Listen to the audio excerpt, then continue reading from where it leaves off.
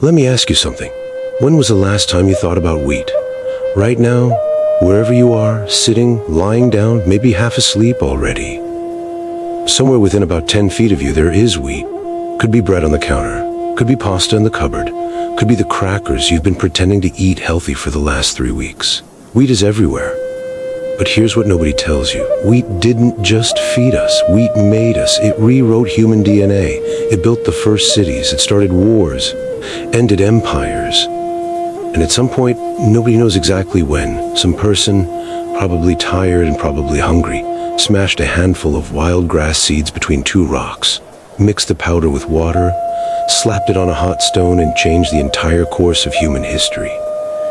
That person deserves a statue. Today we're going all the way back, from the wild grasses of ancient Turkey to your kitchen counter, from the first accidental flatbread to the perfect dough, from ancient harvest seasons to the trillion-dollar global wheat market. Sit back, get comfortable. This is the full story of wheat, and brother, it is a good one. Roughly 10,000 years ago, give or take a few centuries, human beings were wanderers, hunter-gatherers. They followed animals, followed seasons, followed whatever was growing. They were free, and probably in excellent shape. Then they found wheat, or more accurately, they found einkorn, a wild grass that grew in the foothills of what is now southeastern Turkey, in a region called the Karakala Mountains. Einkorn is the great-great-great-grandmother of every loaf of bread you've ever eaten. It was scraggly, tough, and the seeds, called kernels, had a habit of falling off the plant the moment you touched them. That's a problem if you're trying to harvest it. But here's where human beings showed their genius.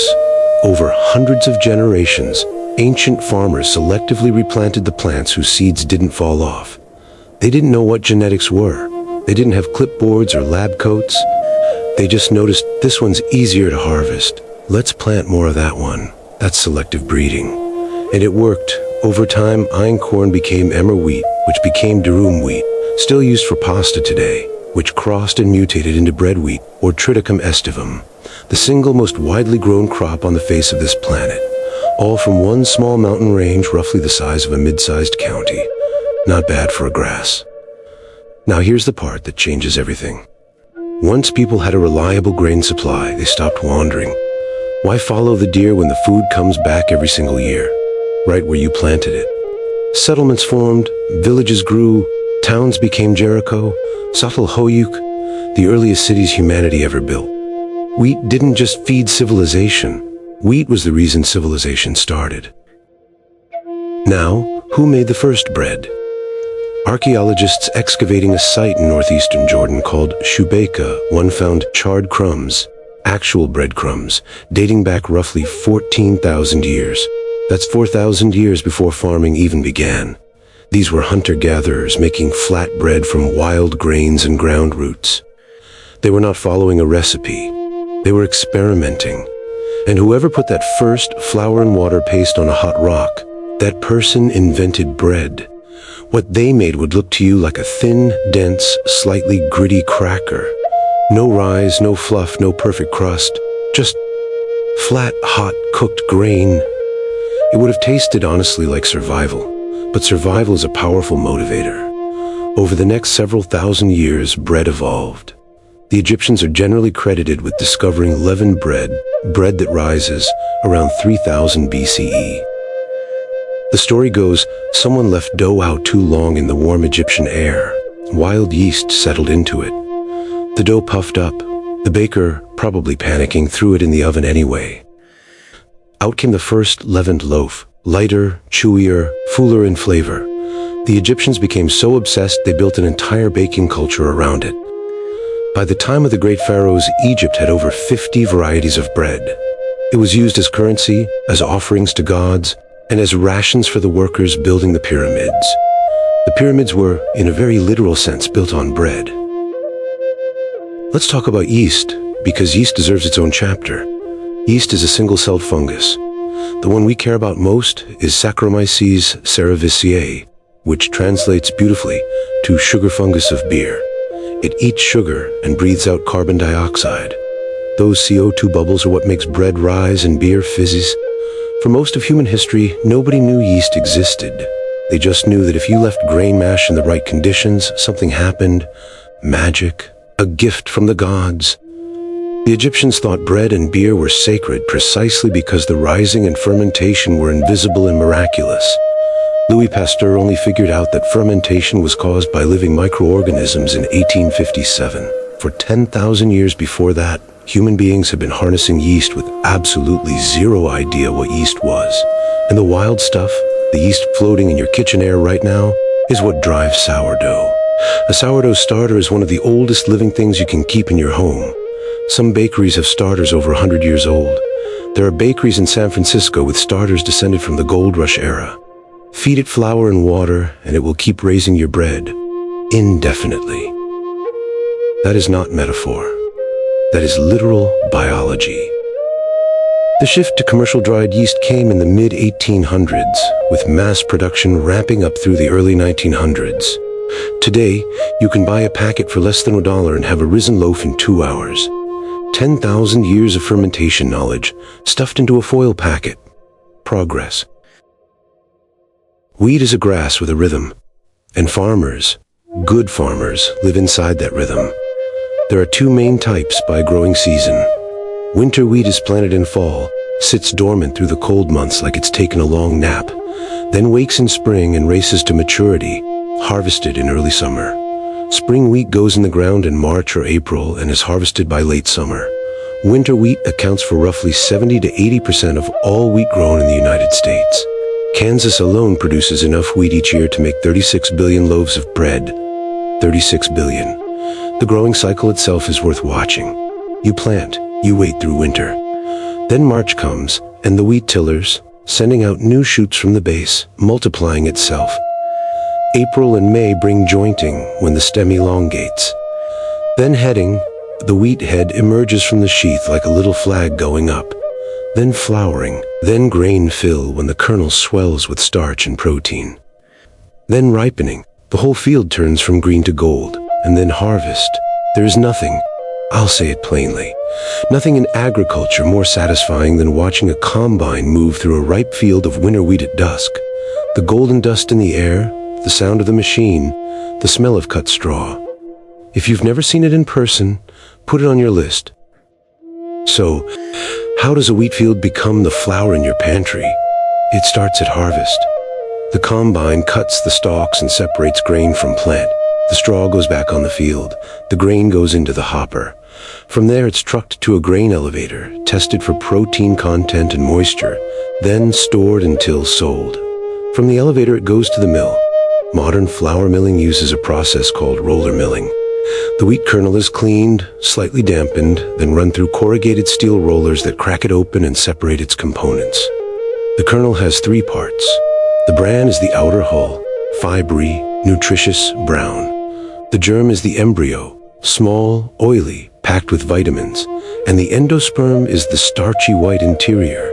This becomes white flour. Whole wheat flour keeps all 3 parts. White flour strips away the bran and germ, leaving just the endosperm. White flour has a longer shelf life and makes a softer loaf. Whole wheat has more fiber and nutrients. Neither is wrong. They're just different tools. The flour is then sifted, blended, sometimes enriched with iron and B vitamins that were stripped out with the bran and bagged for distribution. From seed in the ground to bag in the store. Roughly 9 months. About as long as it takes to grow a person. Make of that what you will. Humans are not the only ones eating wheat, not by a long shot. Livestock, cattle, pigs, sheep, and chickens consume massive quantities of wheat and wheat byproducts. The bran and germ left over from milling go directly into animal feed. Chickens eat whole wheat berries and thrive on them. Cattle feedlots use wheat middlings, the fine particles between bran and flour, as a core feed component. Wild birds eat wheat constantly. Sparrows, pigeons, finches, pheasants. A post-harvest wheat field is an all-you-can-eat buffet. Deer graze winter wheat in early spring when other forage is scarce. Some fish are fed wheat-based pellets in aquaculture. Wheat is calorie-dense, storable, and digestible by an enormous range of animals. This is part of why it became the world's crop. It feeds not just people but entire food chains. Here's something genuinely fascinating. When humans started eating large amounts of starch, primarily from wheat, our bodies adapted, and they did so dramatically. The gene for salivary amylase, the enzyme that breaks down starch in your mouth, is present in multiple copies in most human genomes. Hunter-gatherer populations who ate very little starch typically have 2 or 3 copies. Farming populations who have eaten wheat for thousands of years often have 6, 8, even 10 copies. Your body literally evolved to digest bread better than your ancient ancestors could. The more starch your ancestors ate over millennia, the more copies of that enzyme gene were passed on. Your saliva is optimized for wheat. That's 10,000 years of digestion quietly working in your mouth every time you eat toast. Gluten sensitivity and celiac disease are real. Roughly 1% of the global population has true celiac disease and deserves to be taken seriously. But for the vast majority of humans, wheat is not the enemy. We are, quite literally, designed for it. Wheat today is a global commodity. Over 750 million metric tons are produced worldwide every year. The top producers are China, India, Russia, the United States, and France, in roughly that order. But production and trade are different things. Russia and the United States are the dominant exporters. And when something disrupts that flow, everyone notices. Wheat prices have spiked sharply at key moments in history. During the First World War, during the Soviet grain crisis of the 1970s, during the 2007 to 2008 global food crisis, and again following the conflict in Ukraine in 2022. Ukraine and Russia together account for a substantial share of global wheat exports, and when that supply is disrupted, bread prices rise everywhere, from Cairo to Karachi to Cape Town. Wheat is not just food. Wheat is geopolitics. And yet, adjusted for inflation, wheat has actually gotten cheaper over time largely due to the Green Revolution of the 1960s, when plant scientist Norman Borlaug developed high-yield dwarf wheat varieties that produced 2 to 3 times more grain per acre. Borlaug won the Nobel Peace Prize. He is estimated to have saved over 1 billion lives. Not many agronomists get Nobel Peace Prizes, but then again, not many people have done what he did. And now, because we've earned it, the dough. Here's what I've learned after a lifetime working with grain. Bread is patient. Bread rewards patience. Rush it, and you get something edible but forgettable. Give it time, give it warmth, give it a little faith, and it will pay you back with something genuinely extraordinary. The perfect basic bread dough comes down to 4 things: flour, water, salt, and yeast. That's it. 4 ingredients, and you're in the game. Start with strong bread flour, high protein, around 12 to 14%. That protein is gluten. Gluten gives bread its structure, its chew, its ability to trap CO2 bubbles from the yeast and rise. Your ratio: roughly 100 grams of water for every 150 grams of flour, 2 grams of salt per 100 grams of flour, and your active dry yeast, about 1 gram per 100 grams of flour. Mix it shaggy first. Let it rest 10 minutes. This is the autolysis, where the flour fully hydrates and gluten begins to develop on its own. Then knead it. Really work it. 8 to 10 minutes by hand until it's smooth, elastic, and springs back when you poke it. Then cover it. Leave it alone. Let the yeast do its work. First rise 1 to 2 hours at room temperature. Then shape it gently with confidence. Second rise, another hour. Then a screaming hot oven, at least 230 degrees Celsius, 450 Fahrenheit, with steam in the first 10 minutes to let the crust expand before it sets. 45 minutes later, you have bread. Pull it out. Do not cut it for 30 minutes. The interior is still finishing on residual heat. The crumb is still setting. I know. The smell is unbelievable. Wait anyway, then slice it, butter it. And take just 1 second to appreciate the fact that what you're holding is 10,000 years of human ingenuity in your hands. That grain was wild once. Someone tamed it. Someone ground it. Someone discovered that yeast made it rise. Someone built a mill. Someone planted a field.